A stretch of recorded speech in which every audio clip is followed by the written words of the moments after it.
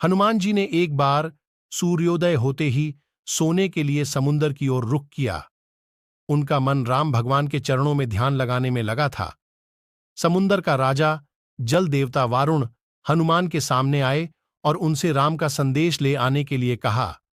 हनुमान ने बिना किसी संकोच के समुंदर का पार करने का साहस दिखाया। जब हनुमान जी ने समुंदर के ऊपर चलना शुरू किया तो जल देवता ने बारिश और तूफान से उन्हें रोकने की कोशिश की, पर हनुमान ने अपनी भक्ति और शक्ति से उन सभी बाधाओं को पार करते हुए समुंदर पार कर दिया। उन्होंने राम भगवान का संदेश सफलतापूर्वक लंका तक पहुंचाया और वहां माता सीता से मिलकर उन्हें राम की शुभ समाचार सुनाया।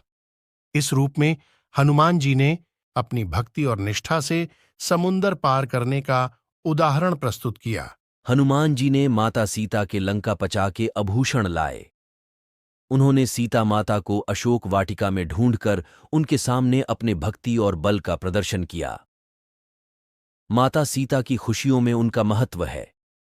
उनकी भक्ति और वीरता का प्रदर्शन उनके पवित्र चरित्र का प्रमाण है। कई वर्ष पहले की बात है, जब भगवान राम और उनके साथी वानर सेना लंका की ओर चले गए थे। लंका तक पहुंचने के लिए उन्हें समुद्र पार करना था, पर समुद्र ने रोक लगा दी थी। राम को समुद्र पार करने का उपाय नहीं मिल रहा था। तभी हनुमान जी ने विचार किया कि क्यों न एक सेतु बनाई जाए जिससे वानर सेना समुद्र को पार कर सके। हनुमान जी ने तत्काल काम पर लग गए। उन्होंने पत्थरों और पहाड़ों को उठाकर समुद्र में ढाला। सेतु बनते बनते एक महान सेतु बन गई। जब सेतु बन गई, राम और उनकी सेना समुद्र पार करके लंका तक पहुंचे और रावण के साथ युद्ध किया। इस कहानी से हमें यह सीखने को मिलता है कि हर कठिनाई को पार करने का रास्ता हमें खुद निकालना पड़ता है।